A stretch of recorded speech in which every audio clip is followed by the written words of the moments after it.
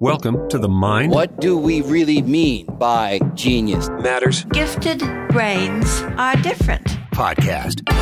An exploration of giftedness. This idea of gifted and what it is and what it isn't. Twice exceptionality. No two twice exceptional people are exactly the same. And neurodiversity. It's okay to be who you are. In childhood. I like to learn about things, but I like to learn my way. And beyond. This is Mind Matters. Hey everyone, welcome to episode 71. I'm Emily Kircher-Morris. Today, we're talking to Seth Perler about supporting the needs of kids who struggle with executive functioning. Seth is a well-known expert in the fields of neurodiversity and twice exceptionality. We only have a few more episodes left in 2020, and with the start of the new year, changes are in store for our podcast. All I can share at this time is that we'll have more episodes in 2021, and we'll be unveiling a new name. With more episodes, we'll be able to delve into more areas of neurodiversity, and with the new name, it will be easier for people to find our podcast based on the subject matter we cover. So hang out with us and see what's up for 2021. Also, a quick shout out to the members of our Facebook group, the Mind Matters Gifted Ed and Advocacy Group. I really enjoy our conversations there, and soon we're going to be adding the feature of live conversations where you can chat with some of our past guests from the podcast. If you would like to be part of those conversations, be sure to find us on Facebook and join the group. We'll be letting our members know more about our live chats in the near future. Next on Mind Matters. Hey everybody, what's up? My name is Seth Perler with SethPerler.com, SethPerler.com. I'm an executive function coach, and I help struggling students navigate this thing called education so that they can have a great future.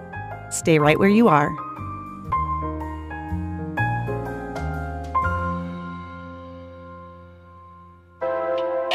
Previously on Mind Matters. Practical intelligence and emotional intelligence. You also mentioned some brain training programs. Why are we clinging on to those concepts? That's another book. I haven't written that book yet. I think one of the big reasons is that psychology has not done a very good job at disseminating this information. But I did a study where I examined intro to psychology textbooks, and over 3/4 of them had some of these misconceptions, and I quoted some of those in the book.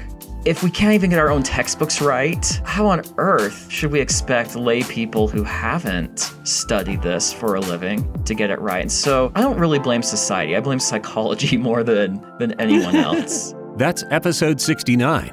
Look for it in your favorite podcast app. This is the Mind Matters podcast. We've been talking about having this guest for quite a long time. Seth Perler is finally here. Seth, thank you so much for coming on. Thank you. Thanks for what you do. Thanks for showing up in the world and creating a podcast that helps people. Before we get into this really expansive subject of executive function, why don't you give our audience an idea of what it is that you do? Yeah, so what I do is usually parents find me when things have fallen apart. So their kids are failing or close to failing. Usually it's middle, high school, and college. Sometimes parents find me earlier and they're worried that if their kid doesn't figure out school, that they're really going to struggle in their future. And there's good reason to be worried, because if they don't figure out how to execute, how to get things done that are important, that they resist doing, they don't feel like doing, they procrastinate on. If they don't figure out how to work with that part of themselves, they will struggle as adults. And sometimes the struggle as adults is horrific. People who we all know, adults who really we've watched grow up and who really, quote, don't have it together and really struggle with career, finance, relationships, mental health, all sorts of things. And we've watched people as we've grown up who have struggled with getting things done, and they have somehow figured out, whether it's by other people helping them or whether it's by them diving deep and figuring it out themselves or whatever, they have somehow figured out how to navigate life and have a pretty happy and successful life. So what I do in working generally with the middle, high school, and college students is help them figure out how to work with executive function, how to get the things done that need to be done that they don't feel like doing. And a big part of what I do with them is working with their own resistance, because they are all resistant. And I always say, if you have a coach or a tutor or a teacher who's trying to help with this stuff and doesn't address the resistance, they're missing such a massive portion of the game that the solutions often don't stick or don't land or don't gel with the kids they're trying to help. So I do that. I also do a lot of podcasts, and I have a summit called the Executive Function Online Summit, which is amazing. We bring together a bunch of experts in the executive function field, and parents walk away and teachers walk away from that summit feeling like, wow, like I get it. It's not perfect, but I get what's going on here. And I really have better tools and understandings to be able to help my kid in a much more powerful way. But in coaching the kids, it's also important that what I do in coaching kids is coach the parents, because you just can't just help the child. The parents are part of this too. And the parents have a lot of work to do. And for those of you parents listening to this, I'm sure you know, if you're a self-aware parent, that the more you work on you and yourself and your self-care and your mental health and your old baggage, which we all have, there's no shame in that. And the more we work on this and uncover this stuff, the better we are able to serve our kids. So I work with the parents too. And then I also work a lot with emotional regulation. So much of this is learning about emotional regulation, is learning about the nervous system and how we're responding. And a lot of parents and teachers aren't taught about this stuff. And they make a massive, massive mistake that we can get into later because of really not ever being taught or empowered to think about how important it is to work with the nervous system and also mindset, which they go hand in hand, which I can explain later. But helping parents and their children learn to work with that too, the nervous system. I'm often working with families in my counseling practice, and, a lot of those twice exceptional kids, but not necessarily only, 2E kids. But I find that sometimes parents come in and I think their initial instinct is to go, okay, fix this, make this better. And it is such a systemic, well, the solution at least is systemic. It has to involve everybody, and having those parents be involved and aware of, like you said, kind of some of their own stuff, but also what is the best way to help their child without enabling, but also finding ways, to support them as they grow.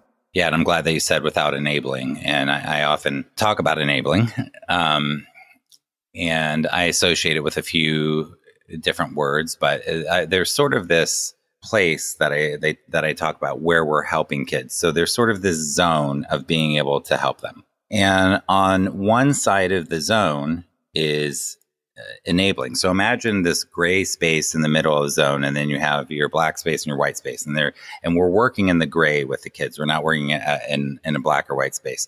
In this zone to the right-hand side, that is enabling. That is also called learned helplessness. That is also called doing too much for them and things like that.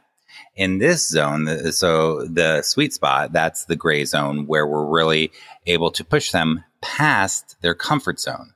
So if we're not pushing them past their comfort zone, that's what I say is enabling land or learned helplessness land, doing too much for them land. But we want to push them past their comfort zone, and I'm always pushing them as far as I can, but there's this side of it. So on the other side, past the gray zone, you are not doing enough, or you're too avoidant, or you're just letting them fail, but in a bad way, or you've pushed too far in this zone. They yell at you, they lie to you, they push you away, they avoid, they deny, they do anything and everything that they can because they've been too overwhelmed they've been pushed out of the gray zone, and they're in too much overwhelm. They've crossed this threshold where they can't receive the help that you're trying to give. Now, you and I, we are able to work in this gray zone. Teachers are able to work in this gray zone. But parents, their gray zone, that zone of supportiveness shrinks, which means that their threshold for wanting to hear your advice or your help or receive help from you or come to ask you for help, particularly starting in middle school and beyond. Now, younger kids, it's a lot easier, but there comes this time when that zone gets so small. And I think that's when parents really throw up their hands and say, I don't know what to do. I don't know how to help this kid. I'm curious, what are some concrete examples of some of the specific executive functioning difficulties that you see impacting neurodivergent learners? Yeah. We may have some listeners who maybe aren't as familiar with what, we're using this term executive functioning, but that might be vague for some of them. Sure. So executive function, in a nutshell, means to get things done. And it's how the front third of the brain, called the prefrontal cortex, the front third of the brain helps us to get things done, to execute complex tasks. That's why it's called executive function. Well, what kind of complex tasks are the parents that I work with? And definitely with 2E kids. Mm-hmm. So 2E kids, let me mention that real quick. Twice exceptional kids that you mentioned, for those who don't know, are kids who are gifted and talented and have a learning challenge or learning disability, or multiple. There can be multi-exceptionalities. So twice exceptional, multi-exceptional. Oftentimes there are lots of exceptionalities in one human being. We're very complex beings. But with 2E kids in particular, oftentimes the learning disability side of that, or learning challenge, whatever terminology you prefer, whatever challenges are going on, almost always, and please tell me, because I know you have a lot of specialty in this area, but pretty much always have to do with executive function, getting things done. Yeah, definitely. So the way that I break this down in very, very, very practical terms for you parents or professionals listening is, what things are our children trying to get done? It's basically 2 things: schoolwork and responsibilities. I'm a very big picture person. I like to break things into very simple, digestible concepts for people. If you are taking notes, it is schoolwork and responsibilities. Almost everything under those 2 umbrellas is then what we're talking about. So let's look at schoolwork. Under that umbrella, what are some things kids have trouble executing on? Using planners, calendars, agendas, checking their portals thoroughly, being aware of details, listening to teachers giving out specific details about assignments, due dates, things like that. Getting homework done on time, starting homework, finishing homework, following through with homework, getting their name on their homework, getting the homework to the inbox, or clicking it to turn it in if it's online, checking their inbox in a meaningful way, responding in a meaningful way to emails with their name and hello teacher or person and thanks for what you do, or, some, instead of like these all lowercase emails that a lot of my kids start doing, they'll be like, I need a copy of the homework. And like, that's the whole email. And, but executing on things like writing papers, writing their drafts, doing their outline, the things that they don't want to do. These kids just want to dive into the meat of the paper. They don't do an outline, then their paper goes all over the place. In math class, oftentimes they will do, particularly when they get into middle school, they want to do it in their head. And then they miss a detail. They used to be able to manage the details when they were younger. They don't want to show their work. And when they don't show their work, then they miss a detail and get something wrong when they actually do have the ability to do the math. They just did not follow the details. And then they end up oftentimes looking like they're not as capable in math. Science, anything tedious, these things struggle with, like science labs, reading logs, anything that feels tedious or mundane or repetitive or trite to them, they struggle with to execute on. So managing their backpack, managing their study space, cleaning their bedroom. Okay, now we're starting to get into some of the responsibilities. So I just mentioned the umbrella of schoolwork. Those are some of the things they will struggle with. And self-advocacy is a big one. They really struggle with going to the teacher and asking for help. And then you have the responsibilities side of it. So that may be chores, maybe just maintaining themselves, maybe self-care, showering, brushing their teeth. It may be filling out a job application or a college application. So they may really want an awesome job locally that they're like, this is the coolest job in the world. They're so excited about it, but they can't execute the mundane aspects of the job application. They really want to go to this college, but they can't go through the college application process. They really want to do this or that. The goals for themselves that they can even be really excited about, when it comes to the part of the goal that they don't like, they can't execute on. So what often happens at this time is parents and teachers will say, well, I've seen them do it. I know they can do it. Or they'll say, well, how come they can do it when it comes to video games or when it comes to a preferred activity? They're doing a complex activity where they're executing on. And I don't need to get deep into this, but all you really need to know at this point in the conversation is it doesn't matter. If it's a preferred activity, they can execute. If it's not, they can't. Accept it. Then we can start getting into brain chemistry and what's happening in the brain with motivation and how their brains are different, that the way that the neurons are connecting, the way the chemicals are going on in the brain, their ability to do what we call this thing called motivation, which is very misunderstood, their ability to do that is compromised. So it's very hard for them to override their resistance in order to, quote, motivate themselves. And I do not use that word, by the way, with my kids ever. And there's a reason, because it's very misunderstood. So what you really need to know is don't worry about it. The fact is that your kid or the student legitimately needs support and direct instruction on how to have systems to help them execute the things they're being asked to execute. A, and B, oftentimes the things they are being asked to execute on, it really is too much. They cannot do it. They're being asked to do something they can't do and then being punished for doing something they can't do over and over and over. It becomes very daunting. They shut down and they learn ways to push people away and to avoid and to lie and to not deal with it because nobody has cracked the code on how to help them deal with these things and learn systems in a kind, compassionate, empathetic, patient, and logical way. I like that you're talking about those systems. A lot of times when I'm talking with parents about like what are really our goals, I think there's this idea that they're just going to learn how to do these things and then the executive functioning difficulties are going to go away. And I feel like in my experience, really what it is more is that we're going to teach kids how to build the structures around themselves, how to advocate for themselves, how to find the systems that work so that they're not constantly trying to like just keep their head above water. And that's the empowering part. But a lot of times, especially with neurodivergent kids, ADHD doesn't go away. Autism isn't something that as you hit a certain age and it's just gone. That is so important for both kids and parents and teachers to realize that these brains function a little bit differently, and that's okay. We could still be successful. The way that they get there might look a little bit different. That path might be a little different. Definitely.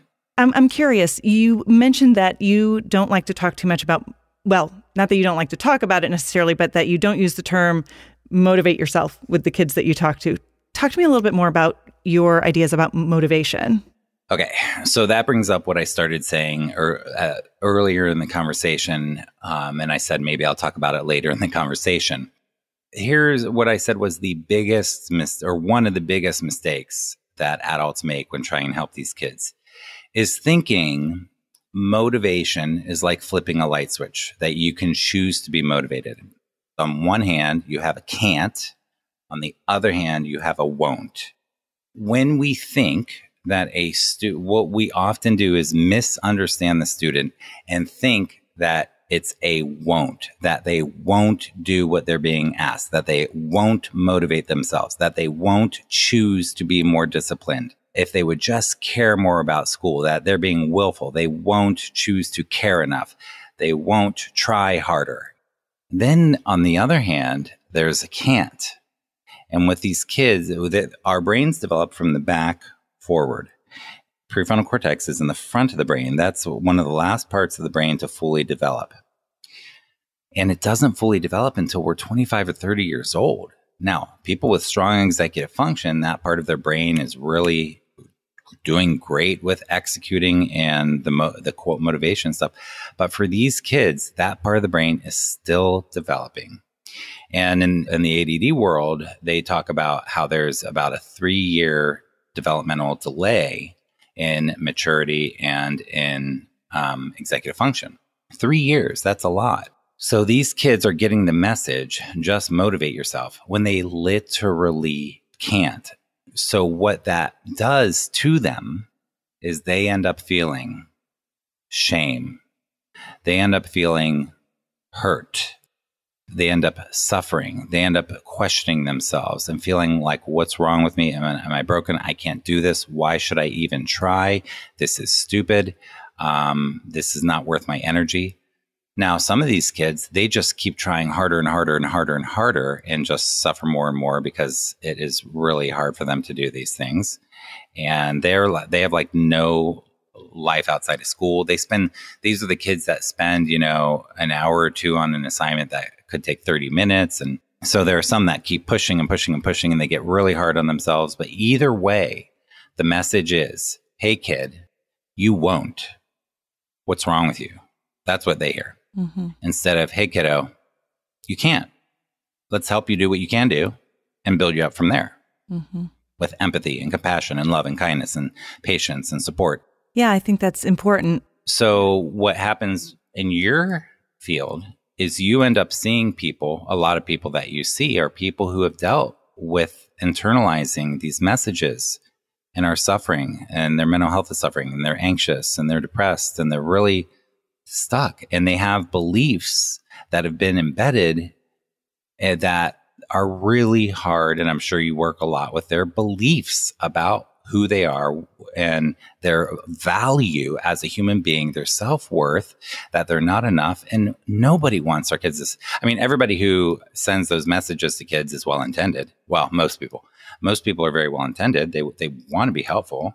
So they're trying to do what they think, using logic and reason and lectures and nagging and punishments and rewards and gold stars and A pluses and all the things that we kind of take for granted that we think of. Well, for kids with strong executive function, those things can be motivating.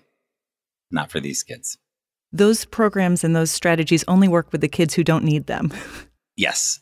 Yes. Which drives me nuts when you see things like binder checks where there's a grade associated with it. Essentially, you're giving a kid a grade not on the content area, but on their executive function. And when teachers say, if it's a day late, it's 50% off, 2 days late, it's a 0. And these kids who literally, they may have done the work, they may have learned the stuff, but the message they're getting, they're the ones who, the ones who don't need it are the ones who really benefit by those sorts of policies. I'm so glad that the neurodiversity movement is here and is making some progress and some inroads to help people understand what's really going on with kids' brains, that not the won't, but the can't, and that those are lagging skills and that we need to support those skills. One thing that I often hear people questioning or asking about is like, well, what if they just don't care?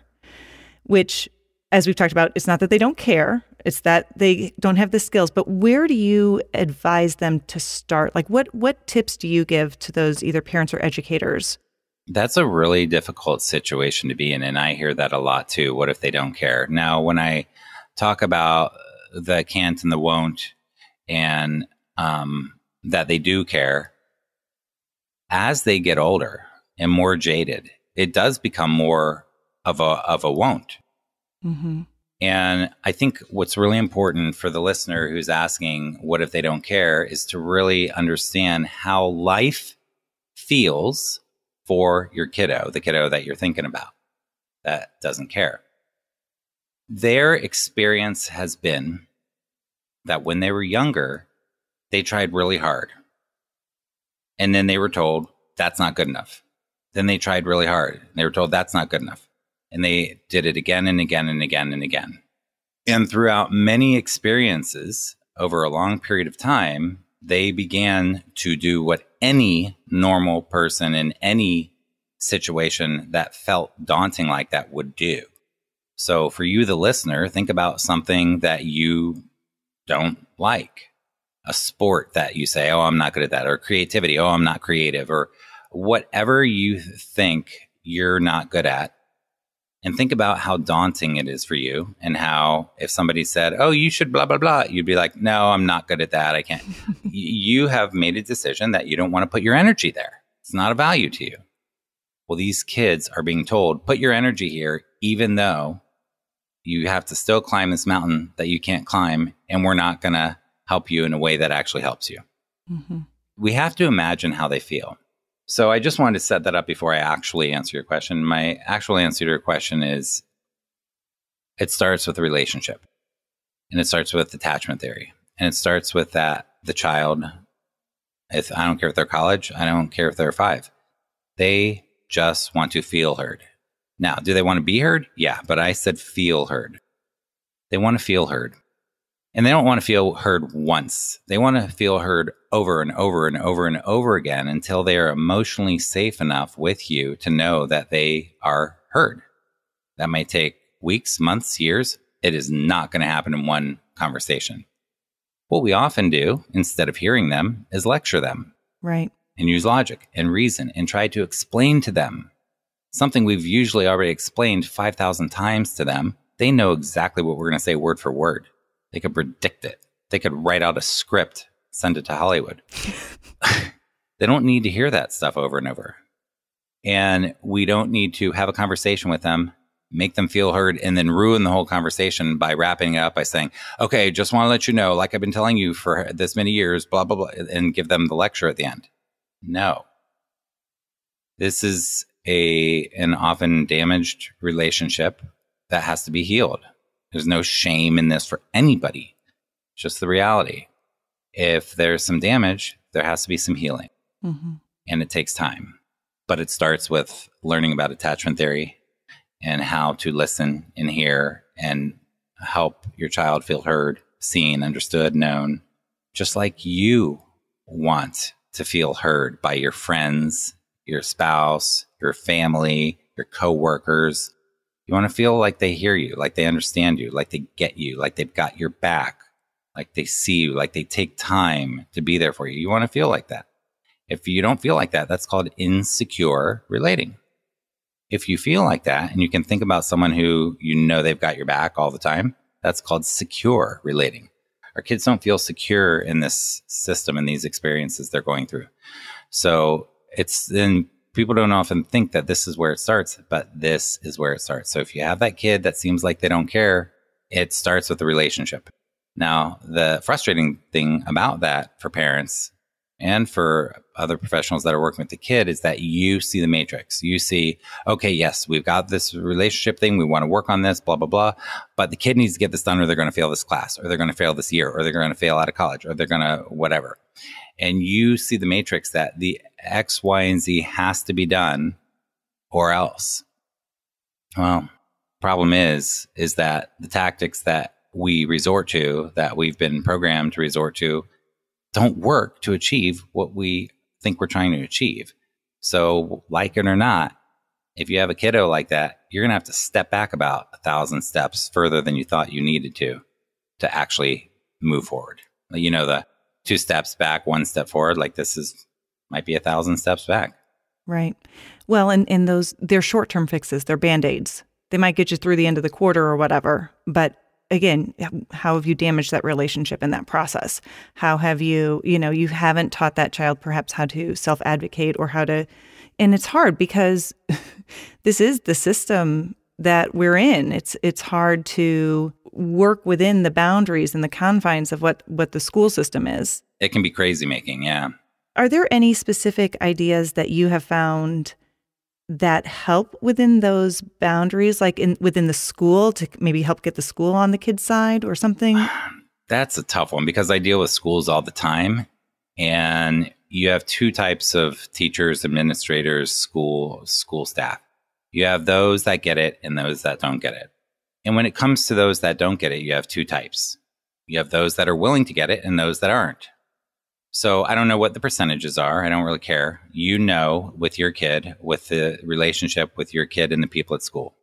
And you're not going to change a system or a person. And one of the worst things I ever hear is we're just waiting for this school year to be over. That is one of the saddest things I can imagine. Like you got, let's say, 4 months left of watching your kid drown in this place and you're just helplessly, it's so disgusting to me. This is why I do what I do. But you're asking, do I have any advice for people who are looking to communicate this stuff to the school? There are many things that I would say. One is advocate, advocate, advocate. Don't stop advocating. Be the squeaky wheel, even if you feel like you're being called a helicopter parent or you're being told, oh, we've got it. We're the professionals. But, if you know your kid. Now, there is a time and a place in a way. Like, you want to really always approach things assuming positive intent. Hey, I really appreciate what you all do, but something's not working, blah, blah, blah. And you don't, and I have a lot of more specific strategies. Like, you do not want to write a 3-page mono paragraph. You want short bullets. Here's what's going on. We need help. I would keep it to 3 things at a time and blah, blah. I would CC people so everybody's in the loop, yada, yada.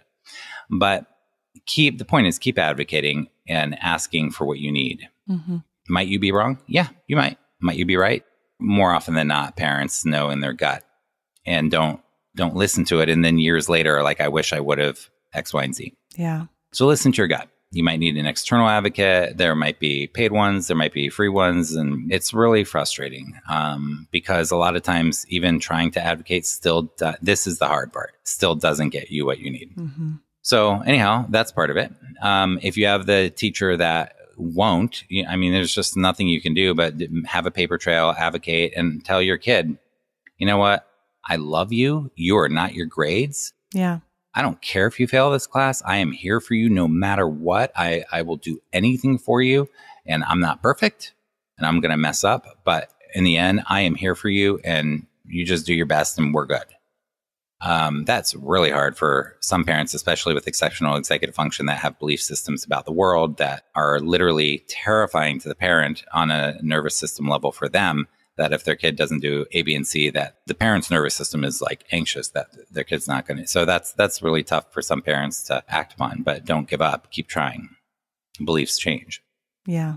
The other thing you can do, you can send them my videos or podcasts or stuff like that. I have I have a whole section for teachers because teachers are not trained. I have so many teachers that follow my blog and I've been hearing from them for years. I do teacher presentations and they're like, we don't know anything about this. How is it in 2020 that we've never heard of executive function? Nobody talks about it. We're not trained on it. So offer up the teachers a link to a good video or article or something that they might like. I think that's a great idea too. Yeah. And the other thing is with the advocacy and asking for what you want, the, 3 things, like if you have a 504 or an RTI or an IEP, they may not be articulated well, or the teacher may not have read it for a very long time, or the teacher may have read it when the school year just started and didn't even know your kid's name or who the kids were, So really going back to, hey, we got this 504, this IEP. There are a couple things I want you to know about it. Please do blank, blank, and blank. And this is not a listen to the IEP, but this helps my kid. If you want to help my kid, do blank and blank. Yeah. Not everything has to be there. Compassionate teachers do whatever they need to. Now you do have these other teachers who are like, well, it doesn't say it. And that drives me nuts because they're like, do you remember why you got into teaching? It's to help kids. What does the kid need? But a lot of them have belief systems that it's not fair or blah, blah. And so you're really dealing with that sort of thing. So, and I wanted to say one last thing about this. You can be in the best school in the country. You can be in the worst school in the country. You can be in the best school in the country and have a year where your kid's not connecting with any of the teachers. You can be in the worst, and I hate to say the worst school in the country because that is such BS. Because if you look at school ratings, they're based on something I don't believe in. So anyhow, you can be at the worst rated school in the country and have the most soulful, heartfelt, loving, compassionate teachers ever. Your kid needs one good adult who takes an interest in them. It can be a college kid. It can be a tutor. It can be a school counselor. It can be a teacher. It can be an administrator. It can be you, the parent. It can be a relative. But your kid needs one good person they can go to. So what I want to say is, if there is a person at your school, I remember I said before, it's all about the relationship. If there's a person at your school that's taking an interest in your kid, go to that person directly and say, hey, my kid really needs you this year. We appreciate you so much. Could you please make, and I know you're making a ton of effort, extra efforts to connect with my kid, say hi, tell him you care about him, encourage him, or whatever, and ask for what you want. But that one person, if they know that the kid really needs you that year and you ask them that you're just giving that person an opportunity to be of service to the kid more. But that relationship is so, think about your life and my life. Like, think about the people who really impacted you as a kid. We remember them forever. So if there's one of those people, tell them how special they are and ask them to keep connecting with your kid. Absolutely. Seth, this is such good information, I think, for all of our families that are listening and the teachers, too. We have a good mix of both. And so I think this will be really a lot of stuff for them to kind of think about and reflect on as they work to help these kids. Thank you so much for your time with us today. Well, thanks for having me. I really appreciate you.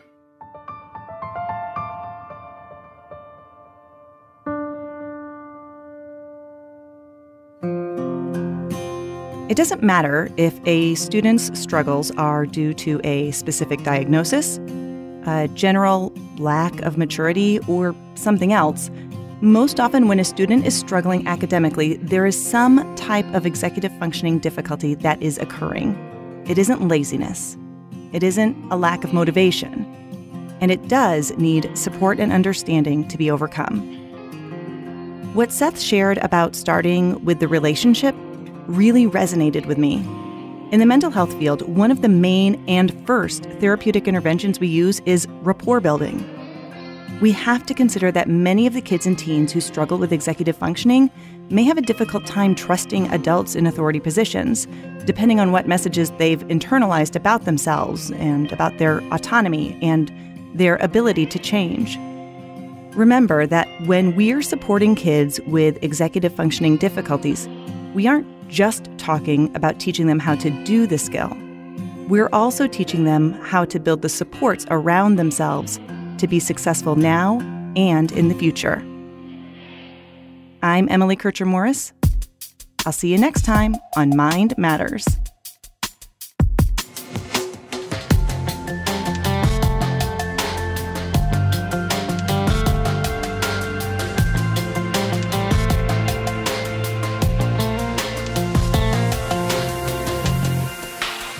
For more information about Seth Perler, go to his website, sethperler.com.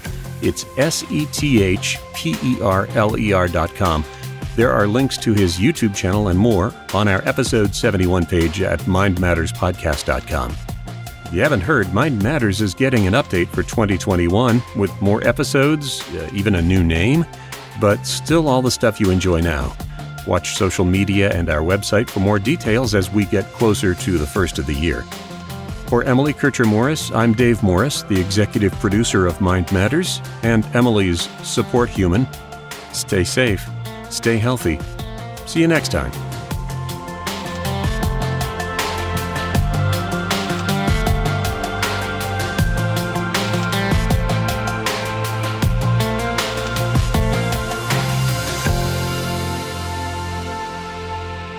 Mind Matters is a production of Morris Creative Services.